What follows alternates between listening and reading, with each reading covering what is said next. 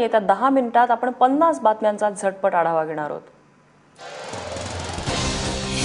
कुलभूषण जाधव यांना पाकिस्तानच्या लष्करी न्यायालयाने ठोठावलेल्या फाशीच्या शिक्षेवर आंतरराष्ट्रीय न्यायालयात सुनावणी पूर्ण झाली आहे। आंतरराष्ट्रीय न्यायालय या प्रकरणी आज निकाल देणार आहे। दुपारी 3:30 वाजता न्यायालय याबाबत निकाल देईल। कुलभूषण जाधव यांच्या सुटकेसाठी मुंबईत होम हवन सुरू करण्यात आले। जाधव भारतीय गुप्तहेर असल्याच्या आरोपातून पाकिस्तानने त्यांना फाशीची शिक्षा ठोठावली आहे। भारताला या फाशीला आंतरराष्ट्रीय कोर्टात भारताने आव्हान दिले, त्यामुळे आंतरराष्ट्रीय कोर्टाच्या निकालाकडे सगळ्या देशाचं लक्ष लागलंय। प्रख्यात अभिनेत्री रीमा लागू यांचं निधन झालंय। मुंबईतल्या कोकिलाबेन रुग्णालयात त्यांनी अखेरचा श्वास घेतला। काल रात्री त्यांना छातीत दुखू लागल्यामुळे रुग्णालयात दाखल करण्यात आलं होतं, पण हृदयविकाराच्या तीव्र झटक्यानं आज सकाळी त्यांची प्राणज्योत मालवली। रीमा लागू यांच्यावर दुपारी 2च्या सुमारास ओशिवरा येथे अंत्यसंस्कार होणार आहेत। रीमा लागू यांचा देह मुंबईतल्या त्यांच्या राहत्या घरी दर्शनासाठी ठेवला गेलेला आहे। दुपारी 1:30च्या सुमाराला त्यांची अंत्ययात्रा निघेल। सध्या मराठीतल्या अनेक दिग्गज कलाकार रीमा यांच्या अंत्यदर्शनासाठी हजर आहेत। गेल्या 4 दिवसांपासून बंद असलेला वर्सोवा पूल आत्ताच वाहतुकीसाठी खुला झाल्याचं कळत आहे। दुरुस्तीच्या कामासाठी हा पूल बंद ठेवण्यात आला होता। दिवस रात्र काम केल्यानंतर हा पूल दुरुस्त झालेला आहे। पूल बंद होता त्या काळात मोठा वाहतूक कोंडीचा सामना नागरिकांना करावा लागला, मात्र आता पूल वाहतुकीसाठी खुला झाल्यामुळे अहमदाबाद दिल्लीकडे जाणाऱ्या नागरिकांना मोठा दिलासा मिळणार आहे।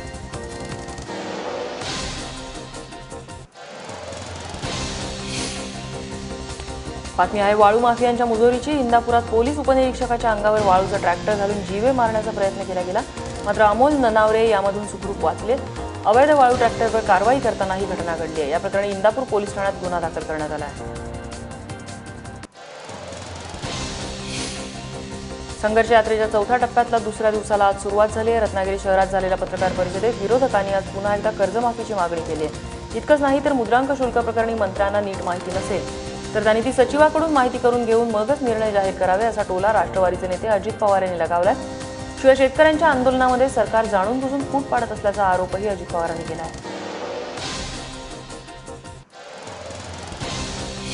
अशा म्हणजे मागे तुम्ही पण वेगवेगळ्या लाटा आलेल्या बघितल्यात ना।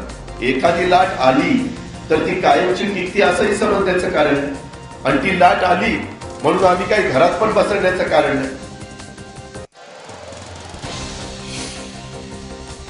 शिर्डीतील साईबाबा ग्रामीण पतसंस्थेत 2 कोटींचा अपहार झाल्याची घटना उघडकीला आली आहे। विशेष म्हणजे कॅशियर आणि मॅनेजरनं हा अपहार केलाय। ठेवीदारांचे पैसे आणि दागिने लंपास करण्यात आले। या प्रकरणी मॅनेजर रावसाहेब टेकुडे आणि कॅशियर सीताराम शेंडगेवार यांच्यावर गुन्हा दाखल करण्यात असून दोन्ही आरोपी फरार आहेत। मुंबईतल्या मेट्रो 3 प्रकल्पाचं काम आजपासून सुरू होणार आहे, त्यामुळे मुंबईतल्या DN नगर, काळबादेवी, गिरगाव आणि अंधेरी MIDC भागात काही ठिकाणी वाहतूक कोंडी होऊ शकते। वाहतूक कोंडी टाळण्यासाठी वाहतूक पोलिसांनी तयारी केली आहे। या भागात बऱ्याच ठिकाणी नो पार्किंग झोन असणार आहेत। कुलाबा, बांद्रा, सीप जशा मार्गावर या भूमिगत मेट्रोचा प्रकल्प उभा राहणार आहे। देशातलं पहिलं गर्भाशय प्रत्यारोपण आज पुण्यात होणार आहे। सोलापूरमधल्या 21 वर्षीय तरुणीवरती पुण्यातल्या गॅलेक्सी केअर लॅप्रोस्कोपी रुग्णालयामध्ये ही शस्त्रक्रिया होणार आहे। या महिलेच्या आईनं तिला गर्भाशय देण्याचा निर्णय घेतलाय। डॉक्टर शैलेश पुणतांबेकर या महिलेवरती सर्जरी करतील। या सर्जरीनंतर या गर्भाशयाची रोज तपासणी केली जाईल, तसंच तिला पुढचे 3 आठवडे हॉस्पिटलमध्येच ठेवण्यात येईल असं सांगण्यात आलंय। अंतराळ क्षेत्रातल्या बहुमोल कामगिरीसाठी मराठी शास्त्रज्ञ श्रीनिवास कुलकर्णी यांना आंतरराष्ट्रीय पातळीवरचा डॅन डेव्हिड पुरस्कार देण्यात आलाय। $10 लाख आणि सन्मान चिन्ह असं या पारितोषिकाचं स्वरूप आहे। श्रीनिवास कुलकर्णी सध्या कॅलिफोर्नियाच्या महाविद्यालयात प्राध्यापक म्हणून काम पाहत आहेत। आदल्या दिवशीचे इंजिनिअरिंगचे पेपर एका घरात लिहिताना 27 विद्यार्थ्यांना अटक करण्यात आल्याची घटना औरंगाबादमध्ये घडली आहे। काल शिवसेनेचे नगरसेवक सीताराम सुरे यांच्या घरात काही विद्यार्थी पेपर सोडवत असल्याची माहिती औरंगाबादच्या क्राईम ब्रांचला मिळाली। या कारवाईमध्ये 27 मुलांना ताब्यात घेतले गेले, तर महाविद्यालयाच्या प्राचार्यांसह 4 जणांना पोलिसांनी अटक केली आहे। बलात्कार पीडित 10 वर्षीय चिमुरडीच्या गर्भपाताला अखेर मंजुरी मिळाली आहे। सावत्र पित्याने केलेल्या बलात्कारामुळे गर्भवती राहिलेल्या या बालिकेच्या गर्भपाताला डॉक्टरांनी मंजुरी दिली आहे। स्थानिक कोर्टाने रोहतक PGI मधील वैद्यकीय मंडळाला या प्रकरणी निकाल देण्याचं स्वातंत्र्य दिलेलं होतं। तिहेरी तलाक हा इस्लामचा मूलभूत आणि अविभाज्य भाग नाही, त्यामुळे तिहेरी तलाक संपुष्टात आणल्यास इस्लामचा पाया डगमगेल असं म्हणणं निरर्थक आहे असं नमूद करत केंद्र सरकारने काल पुन्हा एकदा तिहेरी तलाक प्रथा संपुष्टात आणण्याची मागणी केली आहे। हिंदू लोकांमध्ये कधीकाळी प्रचलित असलेली सती प्रथा आणि बालविवाहाची प्रथा बंद होऊ शकते, तर मुस्लिमांमधील ट्रिपल तलाक का बंद होऊ शकत नाही असा सवाल संघाचे माजी प्रवक्ते मागो वैद्य यांनी केला आहे. ट्रिपल तलाक हा आस्थेचा विषय असल्याचं सांगून त्याची तुलना राम मंदिराशी करणं हे चूक आहे. अयोध्या आणि राम जन्मभूमी हे आस्थेचे विषय नसून ऐतिहासिक तथ्य आहे असं वैद्य यांनी सांगितलंय. सुकमामध्ये झालेल्या नक्षली हल्ल्याचा बदला सीआरपीएफच्या जवानांनी घेतला, कारण छत्तीसगडमधल्या बिजापूर जिल्ह्यात केलेल्या धडक कारवाईत सीआरपीएफच्या जवानांनी तब्बल 20 नक्षल्यांना कंठस्नान घातलंय. औरंगाबादच्या अक्का फाउंडेशनतर्फे हुंडा मुक्तीसाठी निर्बंध यात्रा सुरू करण्यात आली आहे. ही यात्रा नुकतीच परभणी शहरात पोहोचली. नागरिकांतर्फे याचं स्वागत करण्यात आलं. यावेळी भर उन्हात तरुणांनी पथनाट्य सादर केली. सांगलीतला वसंतदादा सहकारी साखर कारखाना अखेर मुंबईतल्या दत्त इंडिया या खासगी कंपनीला भाडे तत्वावर देण्यात आलाय. या संदर्भातला निर्णय काल सांगली जिल्हा बँकेने घेतला. 93 कोटी रुपयांच्या थकीत कर्जाच्या मोबदल्यात हा कारखाना सांगली जिल्हा बँकेनं ताब्यात घेतलेला होता. वसंतदादा कारखाना भाडे तत्वाने चालवण्यासाठी दिलेला आहे. त्यात मिळालेला दर हा अपेक्षेपेक्षा चांगला आहे. वर्षभरात संबंधित ठेकेदाराकडून 70 कोटी रुपये मिळणं अपेक्षित आहे. त्यामुळे शेतकरी, सभासद, कामगार यांच्यासाठी हा दिलासादायक निर्णय असल्याची प्रतिक्रिया कारखान्याच्या अध्यक्षांनी दिली आहे. यवतमाळच्या दाभडी गावातले शेतकरी थेट दिल्लीतल्या जंतर मंतरवर उपोषणाला बसले. 2014 लोकसभा निवडणुकीच्या वेळी नरेंद्र मोदींनी चाय पे चर्चा करत शेतकऱ्यांना आश्वासनं दिली, मात्र ती पूर्ण झाली नाहीत असं म्हणत दाभाडीच्या शेतकऱ्यांनी आंदोलनाचा मार्ग स्वीकारला आहे. स्वातंत्र्यानंतर आजही विद्युतीकरणापासून वंचित असलेल्या नंदुरबार जिल्ह्यातल्या खेड्यांमध्ये मार्च 2018 पर्यंत विद्युतीकरण करण्यात येणार आहे. त्यासाठी मध्य प्रदेशकडून वीज खरेदीची तयारी केल्याची माहिती मुख्यमंत्र्यांनी दिली आहे. सत्तेत असणाऱ्या शिवसेनेनं पुन्हा एकदा शेतकऱ्यांच्या मुद्द्यावरून भाजप विरोधात टीकास्त्र सोडलंय. पावसाळी अधिवेशनात विधानसभेवरती शिवसेना धडक मोर्चा काढून आरपारची लढाई लढेल असं शिवसेना नेते संजय राऊत आणि सुभाष देसाई यांनी सांगितलंय. जालन्यात एका पित्याने आपल्या 2 चिमुकल्यांसह विहिरीत उडी घेऊन स्वतः आत्महत्या केली आणि मुलांची हत्या केली. ऋषी तांबे असं या पित्याचं नाव आहे. या घटनेमध्ये 7 वर्षीय सागर तांबे आणि 9 वर्षीय प्रियंका तांबे या 2 चिमुकल्यांचा दुर्दैवी अंत झाला आहे. सांगलीच्या कवठे महांकाळमधल्या हारोली गावात सरपंचाची निर्घृण हत्या करण्यात आली आहे. युवराज पाटील असं त्याचं नाव असून ते शिवसेनेचे पदाधिकारी होते. काल मध्यरात्री 1 वाजण्याच्या सुमारास हल्लेखोरांनी युवराज पाटील यांच्या डोक्यात आणि मानेवर धारदार शस्त्रांनी वार करून त्यांची हत्या केली आहे. बीड शहरातल्या कारंजा या गजबजलेल्या परिसरात एका जिम चालकाची धारदार शस्त्रांनी वार करून निर्घृण हत्या करण्यात आली आहे. शाहबाज दलवीर खान असं या जिम चालकाचं नाव आहे. तोंडाला रुमाल बांधून आलेल्या तिघांनी वार करून दलवीरची हत्या केली. पोलीस या तिघांचा शोध सध्या घेतात. कटप्पाने बाहुबलीला का मारलं हे जाणून घेण्यासाठी बाहुबली 2 हा चित्रपट पाहणं नागपुरातल्या एका कुटुंबाला चांगलंच महागात पडलं. दवे कुटुंबीय रात्री चित्रपट पाहण्यासाठी गेले असता अमोल राऊत या चोरट्यानं त्यांच्या घरात शिरकाव केला आणि 1,70,000 रुपयांची रोकड आणि 16 तोळे दागिन्यांवरती हात साफ केलेला आहे.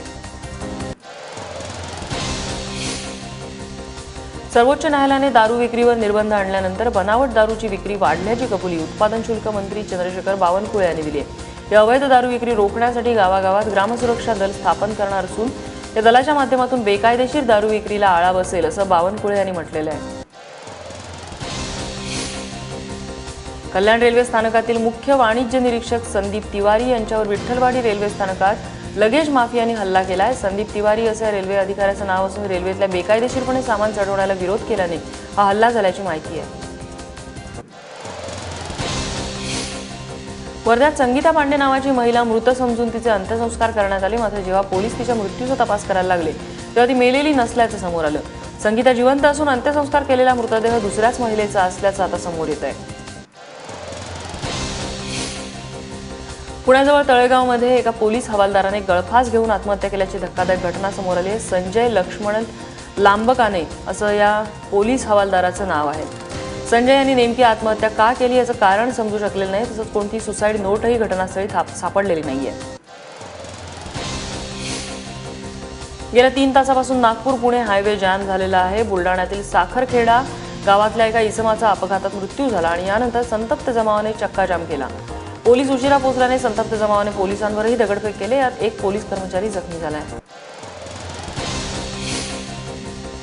रत्नागिरीच्या निरुळ गावात एका घरात शिरलेल्या बिबट्याला जेरबंद करण्यात आले. निरुळच्या रिंगीची वाडी इथे घरात हा काल सकाळी बिबट्या घुसला होता, त्याला आता ताब्यात घेण्यात आले. तब्बल 1 कोटी रुपये घेऊन राजस्थानमध्ये पसार झालेल्या एका ललनेला फेसबुक लाईव्ह महागात पडलं. डीजे अदा नावाने ओळखली जाणारी केवळ 21 वर्षाची शिखा तिवारी तिने मुंबईतल्या हॉटेलला तब्बल 1 कोटीचा चुना लावला आणि ती फरार झाली होती. पोलीस तिचा शोध घेत होते, मात्र ती सापडत नव्हती. त्यात शिखानं एक फेसबुक लाईव्ह केलं आणि पोलिसांना तिचा पत्ता लागला. सोलापूरसह लातूर, उस्मानाबाद, बीड आणि सांगली जिल्ह्यासाठी सोलापूर येथे स्थापन झालेल्या पासपोर्ट सेवा केंद्राचं लवकरच उद्घाटन होणार आहे. या कार्यालयातील अंतर्गत कामं वेगाने सुरू असून ती मे अखेरीस पूर्ण होण्याचा अंदाज आहे. या पासपोर्ट कार्यालयाचं जूनमध्ये उद्घाटन होणार आहे. मनमाड जळगाव दरम्यान रेल्वेच्या 3ऱ्या इलेक्ट्रिक ट्रॅकला आज मंजुरी देण्यात आलेली आहे. पंतप्रधान नरेंद्र मोदी यांच्या अध्यक्षतेखाली झालेल्या केंद्रीय मंत्रिमंडळाच्या बैठकीत हा महत्त्वपूर्ण निर्णय घेण्यात आला आहे. मनमाड जळगाव मार्गावरचं वाढतं ट्रॅफिक कमी करण्यासाठी हा महत्त्वपूर्ण निर्णय घेण्यात आला आहे. यामध्ये 160 किलोमीटर लांब या ट्रॅकचं काम करण्यात येणार आहे. तुम्हाला नवीन सिम कार्ड जर घ्यायचं असेल तर आता आधार कार्ड सक्तीचं असणार आहे. ट्रायच्या नव्या गाईडलाईनचं पालन यापुढे मोबाईल कंपन्यांना करावं लागेल. या गाईडलाईननुसार तुम्हाला सिम कार्ड, ब्रॉडबँड कार्ड आणि फिक्स लाईन फोनचं नवं कनेक्शन घेण्यासाठी आधार कार्ड द्यावं लागेल.